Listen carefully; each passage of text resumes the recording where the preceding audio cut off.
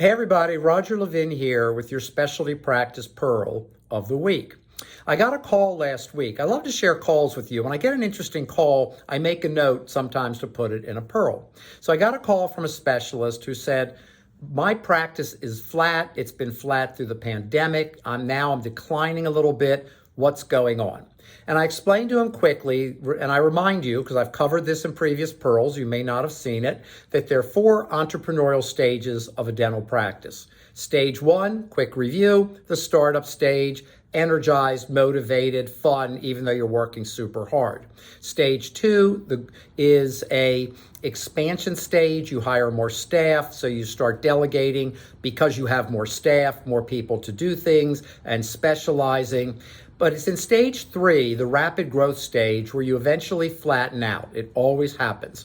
And in stage 3, our systems aren't good enough. They need to be replaced and redone. We don't necessarily need more staff. Our overhead may be rising, which it should actually be declining based on the growth. Growth lowers overhead percentages when you do it right.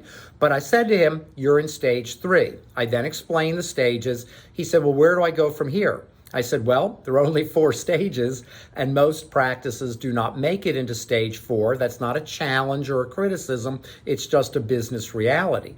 And then he said, well, what do I have to do to get to stage 4? And here are 3 quick things. 1, redo your systems. Don't fix them. Don't modify them.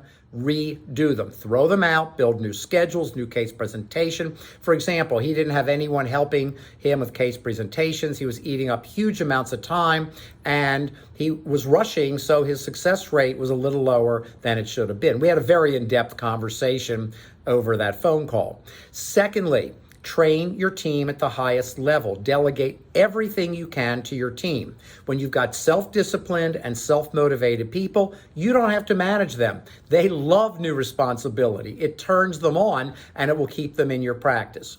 And third, build real value with your referring doctors. If you don't have a PRC, professional relations coordinator, carrying out your marketing program, handling 95% of it, if you are not seeing referrals increase, you're not moving into stage 4. So those were 3 of a number of factors, but if you want to go from stage 3 to stage 4, if you see yourself in this little case study, now you have a sense of the next steps you can take. You will not get to stage 4 by osmosis, by waiting, by hoping it will happen. You have to take specific steps, and then you'll get to stage 4, which is the most lucrative, most enjoyable, most fun way you will ever practice.